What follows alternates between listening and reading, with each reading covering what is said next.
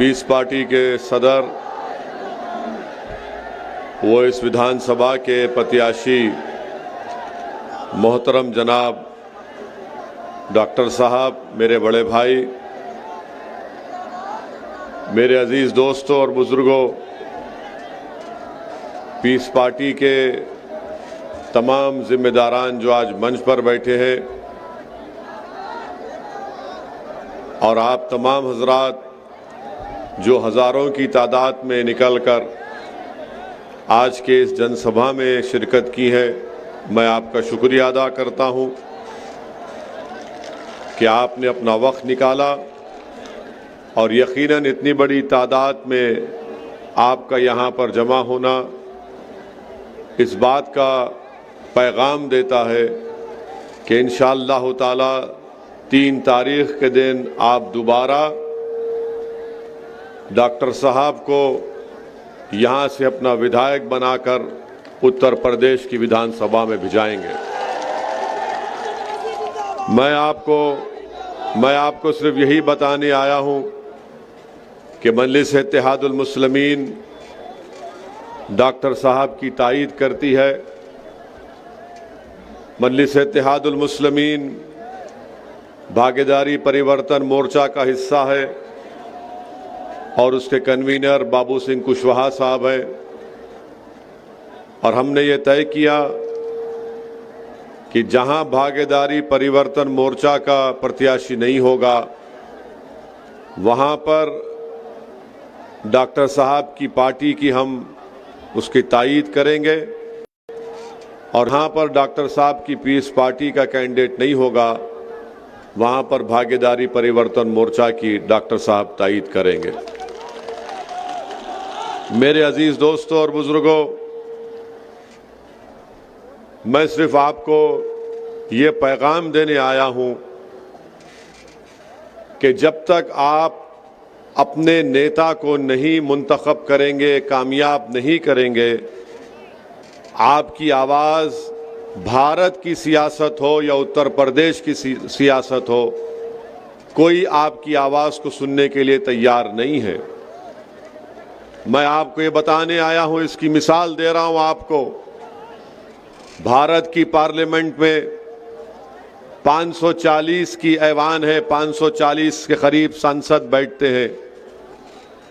आपने देखा कि जब ट्रिपल तलाक का कानून मोदी सरकार बना रही थी तो किसने उसके खिलाफ आवाज उठाई? जब ट्रिपल तलाक का कानून 3 मर्तबा लोकसभा को लाया गया तो किसने संविधान के दायरे में रहकर दलीलें देकर उस कानून की धज्जियां किसने उड़ाई? किसने ये बताया पूरे मुल्क को कि ये कानून मुस्लिम महिलाओं को और परेशान करेगा और उनकी बर्बादी का बाइस बनेगा? समाजवादी भी थी, बसपा भी थी, कांग्रेस भी थी और जो कुछ मैं कह रहा हूं वो हर चीज रिकॉर्ड में यूट्यूब पर शामिल है, मौजूद है, आप देख ले सकते हैं। जब CAA का काला कानून लाया गया तो उस CAA कानून के खिलाफ किसने कहा कि ये मजहब की बुनियाद पर बनाया गया कानून भारत के संविधान के खिलाफ है? किसने सारी दुनिया को और देश को बताया कि हम इस कानून को नहीं मानेंगे? और किसने पूरे देश के उन गयूर नौजवानों को भारत की संसद से एक पैगाम दिया कि जिस तरह महात्मा गांधी ने उस वक्त के सफेद फाम हुकूमत के काले कानून को फाड़ दिया था, उसी तरह सऊद्दीन ओवैसी ने CAA के कानून को पार्लियामेंट में फाड़ कर कह दिया कि हम इसको नहीं मानते हैं। उसके बाद अल्हम्दुलिल्लाह, उसके बाद देश के कोने कोने में हमारी इज्जतदार माँ और बहनों ने, हमारे गयूर नौजवानों ने और उन तमाम जिम्मेदारों ने जिन्हें देश से मोहब्बत है और रहेगी, जिनको संविधान से लगाव है और रहेगा, उन्होंने पुरअमन एहतजाज भी किया आज उत्तर प्रदेश की विधानसभा तड़प रही है कि एक ऐसे आदमी की आवाज को सुनने के लिए जो गरीब, मजलूम और पिछड़ों की आवाज को उठाएगा। आज उत्तर प्रदेश की विधानसभा के दरो दीवार इस बात को ढूंढ रही है कि कहां है वो आवाज जो गरीब और मजलूमों के इंसाफ का मुतालबा इस विधानसभा में करेगा। मैं आपको पैगाम देने आया हूं कि डॉक्टर साहब को कामयाब करिए। आपने पहले भी उनको अपने वोट और दुआओं से कामयाब किया था। आप दोबारा डॉक्टर साहब को कामयाब करिए ताकि उत्तर प्रदेश में अगर ये जीत के जाएंगे इंशाअल्लाह तो ये डॉक्टर साहब की इनफरादी कामयाबी नहीं होगी, ये आपकी कामयाबी होगी, ये मजलूमों की कामयाबी होगी, ये गरीबों की कामयाबी होगी, ये उन लोगों की कामयाबी होगी जिनकी जबानों को बंद कर दिया गया, ये उन लोगों की कामयाबी होगी जिनके बहते हुए आंख से आंसुओं को कोई नहीं देख रहा है, ये उन लोगों की कामयाबी होंगी जो ख्वाब देख रहे हैं कि मुझे भी हिस्सेदारी में हिस्सा मिलना चाहिए। इन लोगों की कामयाबी के लिए आपको डॉक्टर साहब को कामयाब करना है ताकि वो उत्तर प्रदेश की विधानसभा में जाकर गरीब और मजलूमों की लड़ाई को लड़ सके। आज उत्तर प्रदेश की विधानसभा में कई लोग तो जीत कर चले जाते हैं सपा के नाम पर, बसपा के नाम पर, कौम के नाम पर, मगर जब कौम की बात आती है तो गूंगे, अंधे और बहरे बन जाते हैं। आज हमको गूंगे, अंधे और बहरों को वोट नहीं देना है, हमको उन लोगों को वोट देना है जो इन गूंगे, अंधे, बहरों का इलाज कर सके और डॉक्टर साहब इनका इलाज करेंगे इंशाअल्लाह ताला। यकीनन मैं एक मुख्त मंजलिस इत्तेहादुल मुस्लिमीन का मैं सदर हूं, मेरा ताल्लुक दूसरी पार्टी से है। अल्लाह बेहतर जानता है कि मेरा कोई इसमें मुफाद नहीं है, मेरा सिर्फ यही मुफाद है कि आपकी आवाज उत्तर प्रदेश की विधानसभा में डॉक्टर साहब के रूप में पहुंच जाए। मेरा इनसे कोई रिश्ता नहीं है। सुनो आप, मेरा इनसे, डॉक्टर साहब से कोई रिश्ता नहीं है, मेरा इनसे कोई ताल्लुक भी नहीं है। हाँ, मगर एक रिश्ता है जो रब्बे करीम ने आपको हमको जोड़ दिया। मैं तुमको उस रिश्ते का वास्ता दे रहा हूं, निकलो और वोट डालो डॉक्टर साहब को। डॉक्टर साहब कामयाब होंगे, डॉक्टर साहब जब कामयाब होंगे तो हारेगा कौन बताओ? जब डॉक्टर साहब कामयाब होंगे तो हारेगा कौन? कौन हारेगा? कौन हारेगा? डॉक्टर साहब अगर कामयाब होंगे इंशाअल्लाह आपके दुआओं वोटों से तो कौन हारेगा? ना सिर्फ वो बल्कि दौलत के गुरूर में जो शख्स डूबा हुआ है और ये समझ रहा है कि इन गरीबों के ईमान को और जमीर को दौलत की बुनियाद पर खरीद लूंगा, उसकी शिकस्त होगी, उसकी हार होगी। और याद रखो, अगर कोई दौलत की ताकत पर ये कह रहा है कि मैं किसी का ईमान खरीद लूंगा, मैं किसी का जमीर खरीद लूंगा, अरे तुम हमारी तारीख को नहीं जानते, तुम हमारी तारीख को नहीं जानते। हाँ, जो अबू जहल और अबू लहब और यजीद का साथी होगा वो दौलत पर अपना ईमान और अपना जमीर बेचेगा।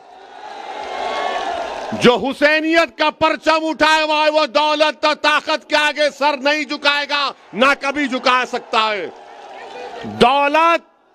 दौलत को हराना है और अजमत को जिताना है, दौलत को हराना है और अपनी आवाज को जिताना है।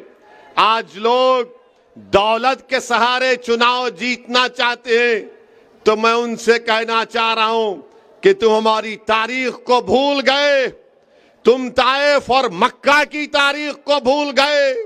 अरे हम उनके नाम लेवा हैं जिन्होंने कहा था कि एक हाथ में चांद और सूरज को भी दे दो तब भी हम राय हक से मुंह मोड़ने वाले नहीं हैं। ये हक की लड़ाई है, याद रखो।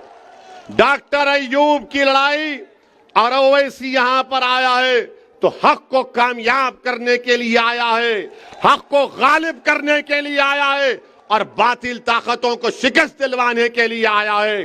तो आप दौलत को कामयाब करेंगे या अपनी आवाज को कामयाब करेंगे? आप दौलत को कामयाब करेंगे या अपनी इज्जत को कामयाब करेंगे?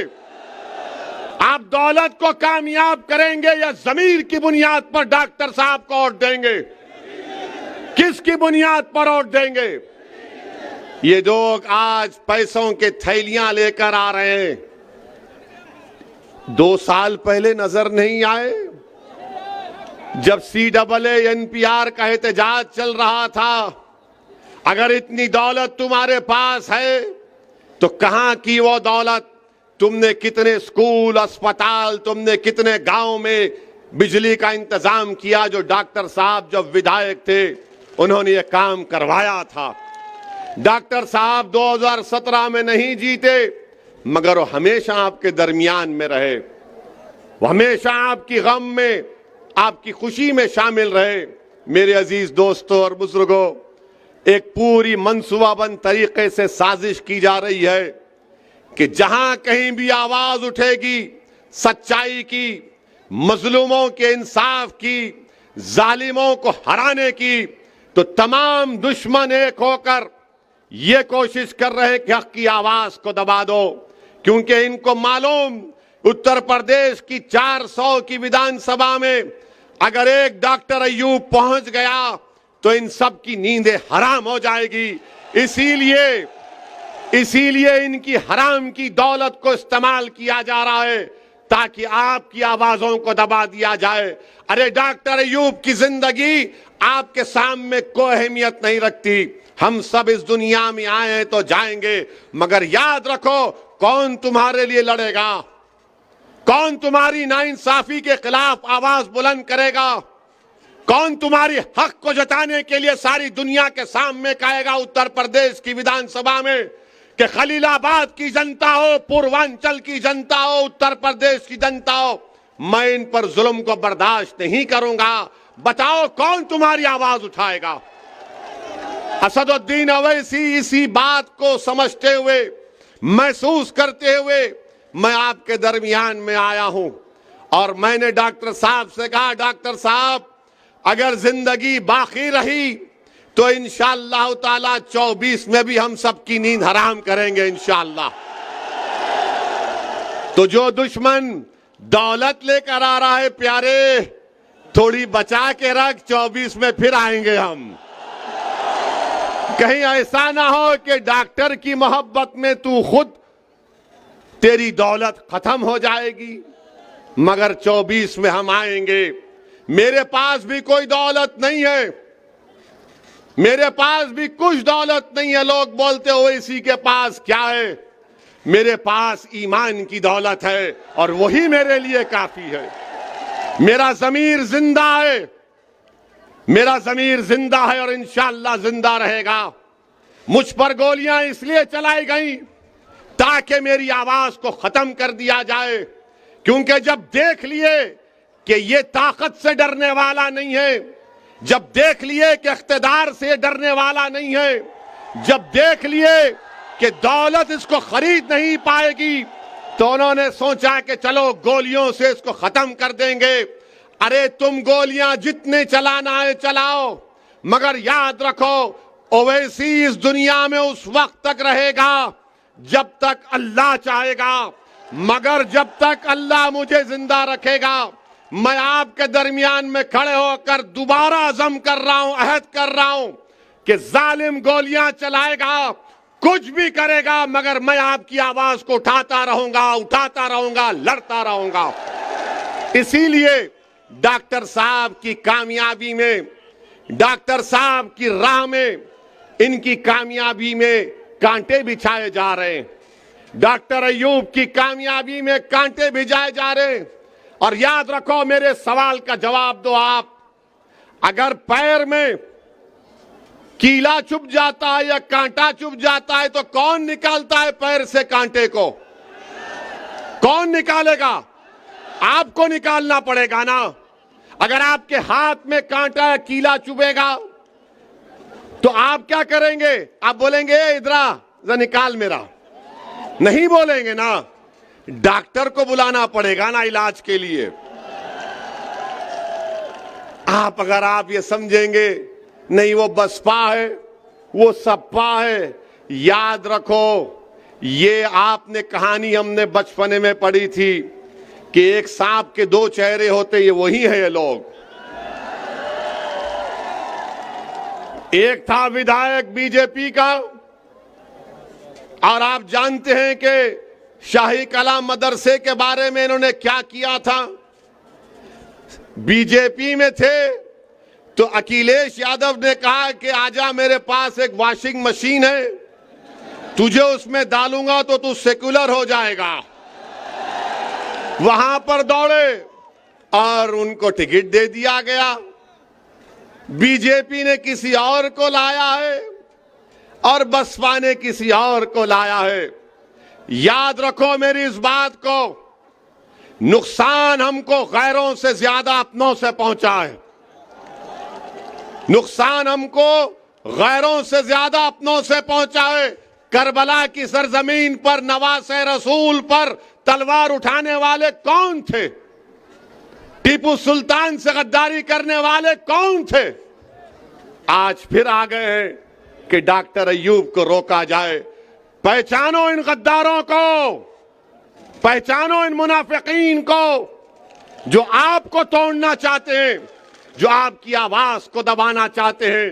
अगर डॉक्टर अय्यूब से किसी को शिकायत है, हो सकता है कि अकबर जानिब हो, डॉक्टर अय्यूब से किसी को शिकायत है तो मैं आज हाथ जोड़कर भीख मांगता हूं, माफ कर दो डॉक्टर अय्यूब को, माफ कर दो। डॉक्टर अय्यूब की अहमियत नहीं है, हमारी जिंदगियों की अहमियत नहीं है, जनता की अहमियत है, आपकी आवाज की अहमियत है। खलीलाबाद की जनता की आवाज अगर उत्तर प्रदेश के विधानसभा में गूंजेगी तो क्या सपा वाले उठाएंगे या बसपा वाले उठाएंगे? जो अभी तक विधायक नहीं बना बसपा वाला, मगर अहंकार में कह रहा है कि दौलत मेरे पास है, ये आपको फैसला करना है कि आप अपनी आवाज को कामयाब करेंगे या दौलत को कामयाब करेंगे। आज डॉक्टर अय्यूब का रिकॉर्ड आपके सामने है। यकीनन हम मुख्तलिफ सियासी पार्टी के हैं, मगर मैं फिर से दोहरा रहा हूं, क्या चीज है जो मुझे यहां पर लाई? दौलत नहीं लेकर आई, मेरा सियासी मफाद नहीं लेकर आया। मैं देख रहा हूं कि उत्तर प्रदेश में 22 बच्चों को CAA NPR NRC में गोली मारकर उनका कत्ल कर दिया गया। मैं देख रहा हूं, आप देख रहे हैं कि जेलों में डाल दिया गया। मैं देख रहा हूं कि एनकाउंटर के नाम पर किसको निशाना बनाया गया। हम देख रहे हैं कि वो बच्चा कासगंज का पुलिस स्टेशन में उसको मार दिया गया। हम देख रहे हैं कि कानपुर में 80 साल बूढ़े को दाढ़ी को खींचा गया, उसके मुंह पर पेशाब कर दिया गया। अरे जब तमाम दुश्मन एक हो गए तो क्या ओवैसी और डॉक्टर अय्यूब एक नहीं हो सकते? होना भी चाहिए, होना भी चाहिए, वक्त का तकाजा है। आप अल्लाह से दुआ करिए कि अल्लाह हमारे दिलों को और मिला दे। आप खूब दुआ करिए कि परवरदिगार तेरे गुनाहगार बंदे हैं, इनके दिलों को मिला दे और हमको मिला दे और हमारे जमीर को दौलत पर गालिब कर दे। ये लोग आज ये समझ रहे हैं कि दौलत के नाम पर बिक जाएंगे। अरे दौलत के नाम पर अगर बिकते तो ताइफ करबला की तारीख सामने नहीं आती। इख्तिदार के सामने अगर झुक जाते तो फिर आज यहां तक नहीं पहुंचते। मेरे अजीज दोस्तों और बुजुर्गों, हिम्मत और हौसले को बुलंद रखिए। नामसाइब हालात जरूर है, मगर अपनी उम्मीद को बरकरार रखिए। याद रखिए, वही लोग कामयाब होते हैं, वही कौम कामयाब होती है जो तूफानों में चिराग जलाने का हुनर सीख जाती है। तो आपको इन बातिल ताकतों के तूफानों में चिराग को जलाना है तो कोई दौलत के नाम पर आपको दबाना चाहता है। मैं आपसे अपील कर रहा हूं कि आपके एक चाहने वाले को पहचानिए, आपके हमदर्द को समझिए। डॉक्टर अय्यूब आपके हमदर्द हैं, एक सवाल का जवाब दो, अगर कल कोई दूसरी पार्टी का विधायक जीत गया और अगर डॉक्टर अय्यूब भी तुम्हारे सामने विधायक होंगे, तुम किसके पास जाकर कहोगे डॉक्टर मेरा काम करेगा नहीं करेगा? किसको बोल सकोगे? तुम बसपा के या बीजेपी के विधायक को बोल सकोगे? वहां पर हाथ जोड़कर जाना पड़ेगा, विधायक जी विधायक जी, डर डर कर जाना पड़ेगा, सांस लेने की इजाजत भी नहीं होगी। मगर डॉक्टर अय्यूब कामयाब होंगे तो दूर से कहेगा सलाम अलैकुम, ये डॉक्टर साहब किधर, दिखाई नहीं दे रहे, आएंगे नहीं क्या गांव को? ये मिजाज पैदा करना पड़ेगा, यही मिजाज आपको कामयाब करेगा। पहचानो अपने दोस्त और दुश्मन को मेरे भाई, यही पैगाम देने आया हूं और इंशाअल्लाह ताला आता रहूंगा। क्या 3 तारीख के दिन आप गिलास के निशान पर बटन दबाएंगे? कितने लोग बटन दबाएंगे? हाथ उठाइए। कितने लोग दौलत को ठुकराएंगे? कितने लोग दौलत को ठुकराएंगे? तो आपको मुबारकबाद, और याद रखिए डरना नहीं। जब डरेंगे तो क्या उस बच्ची ने क्या नारा लगाया था? जब डरेंगे तो उस बच्ची ने क्या नारा लगाया था? उस बच्ची ने क्या पैगाम दिया? एक बच्ची ने इख्तिदार के सामने कह दिया नहीं डरेंगे, नहीं खरीद सकते हमको, तो लगाओ नारा झूम के पुकार के। अस्सलाम वालेकुम व रहमतुल्लाहि व बरकातुहू।